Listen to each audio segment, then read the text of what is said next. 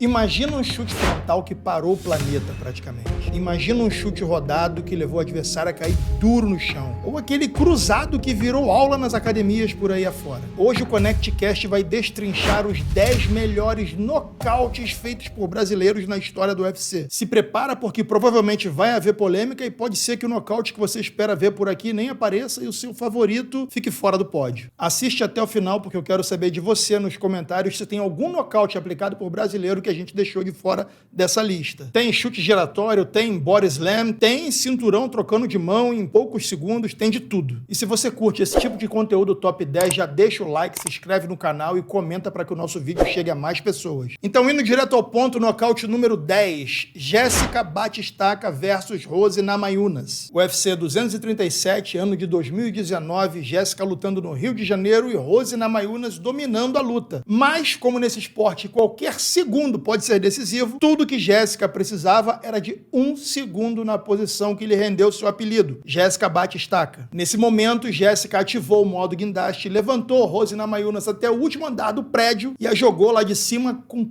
tudo. Jéssica jogou Namajunas do último andar com direito a coluna batendo no chão. Um body slam que lembrou muito Rampage versus Arona, mas eu acho que ainda foi mais brutal, porque esse quebrou qualquer roteiro que estava escrito para aquela luta, que até então era dominada pela Rose. Eu coloco esse golpe como um dos golpes mais brutais já aplicados no MMA. Do lado do pilão que Bob Sapp aplicou em Minotauro e do super suplê que Kevin Handeman aplicou em Emelianenko Fedor no Pride. Como eu disse anteriormente, a Jéssica precisou de 1 segundo onde ela se viu na posição que ela aplica bem para fazer isso com a Namajunas e pegar o cinturão para ela nessa luta que até então estava perdida. Isso é uma prova de que a luta de MMA só acaba quando termina, e ela termina quando o tempo regulamentar acaba ou quando um dos dois lutadores é nocauteado ou finalizado, e nesse caso, Jéssica nos deu esse que foi um dos melhores nocautes já aplicados por brasileiros no UFC. Nocaute número 9, Charles do Bronx versus Michael Chandler, UFC 262 no ano de 2021. Aqui o Charles, como de costume, nos impôs mais um dos seus testes para cardíacos e quase coloca tudo a perder no primeiro round. Charles fez parte do público acreditar que naquele momento ele botaria tudo a perder pelas mãos do menor QI do UFC de todos os tempos. Sim, muita gente acreditou que naquele momento Michael Chandler ensaiava um nocaute em cima de Charles do Bronx. Mas, para nossa felicidade, o gongo soou e Charles fez valer daquele ditado famoso aqui no Brasil que é: a volta é triste. Pois é, foi triste pro Chandler porque o Charles voltou no segundo round, meteu uma sequência de direita e esquerda que fez Houston tremer e nos presenteou com uma virada digna de filme de Hollywood. Eu me atrevo a dizer que naquele dia nascia um dos maiores ídolos brasileiros no UFC em todos os tempos. Foi o dia da coroação de Charles do Bronx após 11 anos de companhia correndo atrás do cinturão. Além do nocaute histórico, um dia para entrar para a história do Brasil no UFC. Nocaute número 8, José Aldo versus Chad Mendes, UFC 142, ano de 2012, Rio de Janeiro. Aqui não tem muito o que falar. José Aldo vivia o seu prime no peso pena e naquela época era o seguinte: se você lutar com o Aldo e sair sem apagar, já era lucro. E seguindo essa máxima, Chad Mendes estava no lucro, mas faltando 1 segundinho pro final do primeiro round, e como eu disse aqui nesse vídeo anteriormente, no MMA, 1 segundo pode definir tudo. José Aldo definiu a luta com um belíssimo nocaute, uma joelhada na cara, faltando 1 segundo pro fim do round. E uma das coisas que torna esse nocaute muito memorável é, além da joelhada assassina que levou o Chad Mendes ao chão, assim que o Chad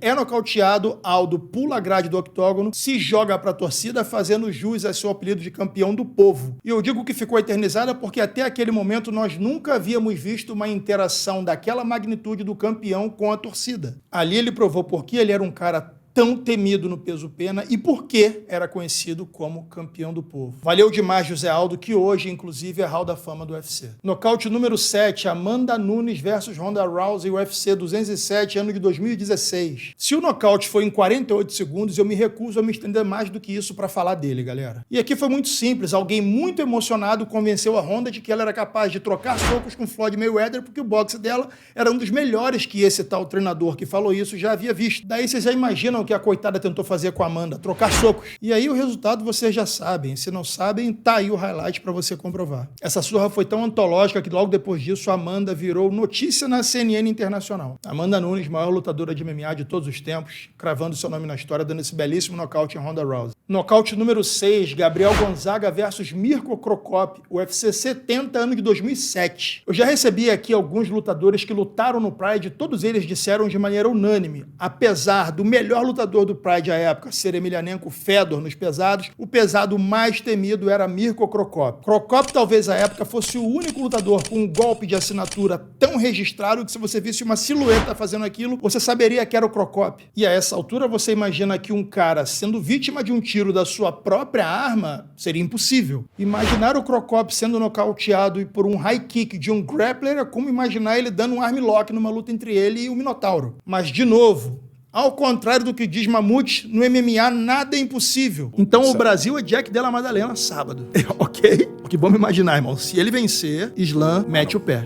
Infelizmente, não quero colocar água no chope de vocês. Não é impossível, irmão. E sim, o criador foi obliterado pela criatura. O cara que enraizou no MMA o chute alto como uma das armas mais letais do esporte foi nocauteado com esse mesmo chute de forma devastadora. Chute esse lançado por um grappler, Gabriel Napão, e rendendo uma das cenas de nocaute mais bizarras que eu já vi. O cara torceu o joelho, o tornozelo e caiu por cima da própria perna. Tudo isso a partir de um chute na cabeça. Foi assustador e rendeu ao Gabriel Napão o 6º lugar nessa lista dos 10 nocautes mais bizarros já realizados por brasileiros na história do UFC. Concorda? Nocaute número 5, Vitor Belfort versus Luke Rockhold, UFC On FX número 8, Jaraguá do Sul, ano de 2013. Vitor, naquela época, tinha tomado algumas injeções de ânimo e parece que o negócio estava fazendo um efeito absurdo. O bicho estava brabo, vivendo o seu ápice no UFC. Mas até os seus maiores fãs, assim como eu, não imaginavam ele nocauteando alguém com chute rodado até então. Vitor sempre foi conhecido pelas suas mãos rápidas, pela sua grande habilidade no boxe e pela sua capacidade de nocautear com a mão esquerda. Mas sobrou pro Luke Rockhold, que estava vindo super bem cotado do Strikeforce, provar da mais nova arma de Vitor Belfort dentro do UFC. Vitor, que aperfeiçoou a parte de chutes à época com Glauber Feitosa, fez com que esse nocaute em Rockhold ganhasse o prêmio de melhor nocaute do UFC em 2013. E aí vamos admitir, galera, o Vitor TRT era devastador e esse ano, 2013, foi o seu melhor ano dentro do UFC. O cara tava brabo. Queria ter visto o Vitor TRT versus Anderson Silva ou o Vitor TRT versus Joel Romero. Teriam sido lutas memoráveis, na minha opinião. Edson Barbosa versus Terry Etting, UFC 142, ano de 2012. Apesar do chute do Vitor mencionado anteriormente ter sido um dos melhores nocautes já aplicados por brasileiros, em 14 de janeiro de 2012 presenciávamos Edson Barbosa desferir o primeiro chute rodado a atingir o alvo dentro de um evento do UFC. Sim, foi o primeiro. Considerado o chute rodado mais perfeito já aplicado em eventos do UFC até 2021, segundo o Bleacher Report, um site americano de notícias esportivas, esse nocaute foi tão impactante que mais de uma década depois ele ainda choca o mundo quando mencionado e visto. O próprio Edson Barbosa, relatando em algumas entrevistas que fez, falou que esse nocaute mudou a sua vida dentro e fora do UFC. A 4ª colocação na lista do top 10 é o mínimo que a gente pode fazer. Concorda com a posição ou discorda? Nocaute número 3, Alex Pereira versus Sean Strickland, UFC 276, ano de 2022. Terceira luta do Poatan no evento e a comparação rasa era a seguinte. Bem, ele não nocauteou o blindado. O Strickland tinha um wrestling muito melhor do que o do blindado. Então, o Poatan teria muito mais trabalho contra Sean Strickland do que teve. Não irá nocautear, provavelmente. O resultado foi outro. O Poatan conseguiu chegar na distância correta, enganou o Sean Strickland dando golpes na linha de cintura e quando ele viu que o Sean Strickland ficava palmeando os seus golpes, fintou mais um na linha de cintura e acabou no queixo, lançando um cruzado seco de esquerda que gerou em tempo recorde 25 milhões de visualizações. Nenhum outro nocaute aplicado no UFC gerou tantas visualizações em tempo recorde como esse conseguiu fazer. Isso carimbou o passaporte do Poatan para sua luta contra seu arquirrival Adesanya em tempo recorde. O cara não tinha uma vida pregressa extensa em termos de MMA e em 3 lutas chegou no cinturão. E numa boa, o barulho que esse cruzado de esquerda fez ao encontrar o queixo do Strickland fez a gente ter uma noção maior do poder de fogo do Poatan. Para mim foi um dos nocautes mais frios já aplicados por um brasileiro dentro do UFC. Nocaute número 2, olha ele aí de novo, Alex Poatan versus Jamal Hill, UFC 300, 300, ano de 2024. Evento do UFC número 300, edição histórica, pressão máxima de público, pressão máxima de audiência, responsabilidade imensa para o Poatan, que estava como headline de uma das edições mais importantes já feitas pela companhia. Mas foi lá e resolveu tudo em 195 segundos. Além de, nesse meio tempo, figurar a primeira interrupção de juiz no UFC. A gente está cansado de ver juiz interromper a ação de lutador dentro do octógono, mas historicamente foi a primeira vez que eu vi um lutador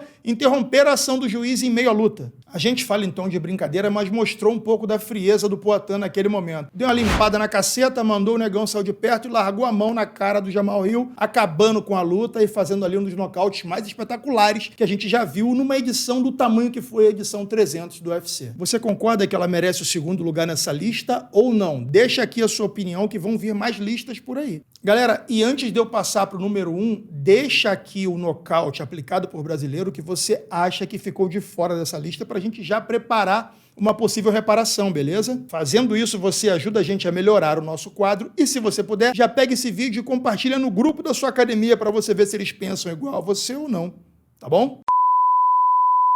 Pessoal, pode ser que eu esteja falando com vocês atrasado, porque eu fui pego de surpresa quando hoje de manhã eu fui comunicado via direct no meu Instagram que o ConnectCast estava concorrendo ao prêmio IBEST de melhor videocast do Brasil. Nós somos hoje o único videocast do nicho de MMA e Jiu-Jitsu concorrendo nessa categoria. Significa dizer que votar no ConnectCast significa mostrar que a comunidade do Jiu-Jitsu e do MMA está sendo representada na internet. Obviamente fica muito difícil competir com Flow, Podpah, Inteligência Limitada e outros podcasts mainstream. Mas eu tenho certeza que com um voto seu e das pessoas que você indicar, a gente pode mostrar que sim, a comunidade do Jiu-Jitsu e do MMA tem representação. E quem sabe sonhar com um top 20 nessa categoria disputada por gigantes dos videocasts mainstream que existem no YouTube. De qualquer forma, eu peço a consideração de vocês e 10 segundinhos do seu tempo para que você possa clicar no link aqui na descrição desse vídeo e dar o seu voto para que o ConnectCast fique muito bem colocado no Prêmio IBEST 2025. Beleza?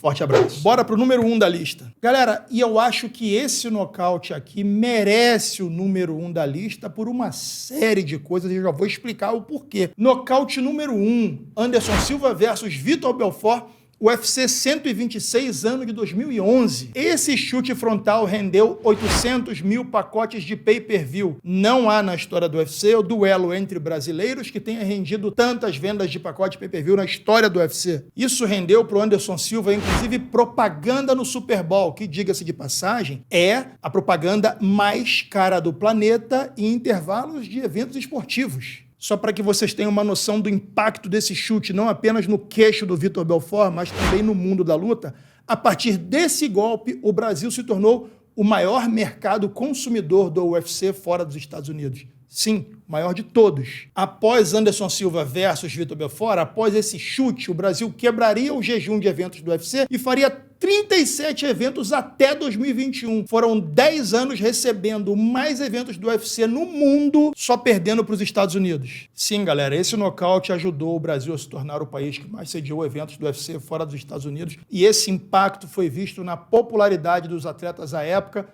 essa que não existia o Instagram, não existia o TikTok, e o YouTube não era usado como é hoje. E para vocês que acompanham o MMA e o mundo das lutas, saibam, esse nocaute mudou os rumos do MMA e do UFC para o público brasileiro. Nada mais justo do que ele encabeçar o primeiro lugar dessa lista ou qualquer outra lista que fale sobre os maiores nocautes já aplicados por brasileiros no UFC. E aí, você curtiu a lista? Então, se você curtiu essa lista, dá uma outra olhada nessa lista aqui, que também é irada. E nessa entrevista aqui, que foi uma das mais espetaculares com lutadores de MMA que eu já fiz em toda a minha vida. E ó, lembrando, não deixe de colocar aqui o seu comentário. Me encontre aqui na próxima semana e lembre-se, não se compare, se inspire. A gente se vê aqui. Um abraço.